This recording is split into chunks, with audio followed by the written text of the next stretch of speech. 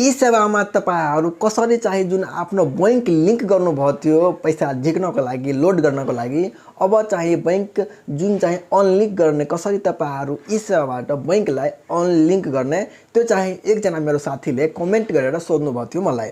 त्यसको लागि म पर्सनली यो भिडियो बनाइरहेको छु अनि तपाईहरु सबैको लागि म बनाइदिउ। सबैभन्दा पहिला तपाईहरु मेरो च्यानलमा फर्स्ट पल्ट आउनु भएछ भने मेरो च्यानललाई सब्स्क्राइब अनि लाइक गर्न चाहिँ नबिर्सिनुस्। हामी जान्छौं मोबाइल स्क्रिनमा अनि वन बाइ वन गरेर तपाईहरु प्रोसेस जति छ सबै बताउँदै छु।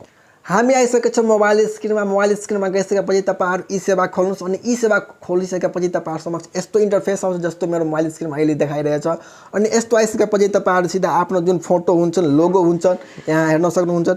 यसमा टच गर्नुस्। यसमा टच गर्न बित्तिकै तपाईहरु फेरि अर्को इन्टरफेस आउँछ अनि यस्तो इन्टरफेस आइसकेपछि तपाईहरुको मोबाइलमा यहाँ लेखेको छ माई बैंक एकाउन्टमा टच गर्नुस् अनि माई बैंक एकाउन्टमा टच गर्न बित्तिकै तपाईहरु समक्ष फेरि यस्तो जुन तपाईहरु एड गर्नुभएको थियो जुन लिंक गर्नुभएको थियो यी सेवामा जुन आफ्नो बैंकलाई त्यो यहाँ आइहाल्छ अनि आइसकेपछि फेरि तपाईहरु यहाँ टच गर्नुस् जहाँ यहाँ तीनवटा धरको तपाईहरुले हेराइरहेछन्।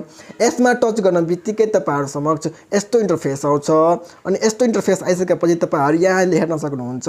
यहाँ लेखेको छ अनलिंक बैंक एकाउन्ट अनि अनलिंक बैंक एकाउन्टमा टच गर्नुस् अनि टच गर्न बित्तिकै तपाईहरुलाई यहाँ हेर्नुस्। यहाँ लेखेको छ रिमुभ एकाउन्टमा टच गर्नुस्। रिमुभ एकाउन्टमा टच गर्न बित्तिकै तपाईहरु समक्ष त्यो जुन तपाई लिंक गर्नुभयो त्यो बैंकलाई ई सेवामा त्यो चाहिँ रिमुभ भएर जान्छन्।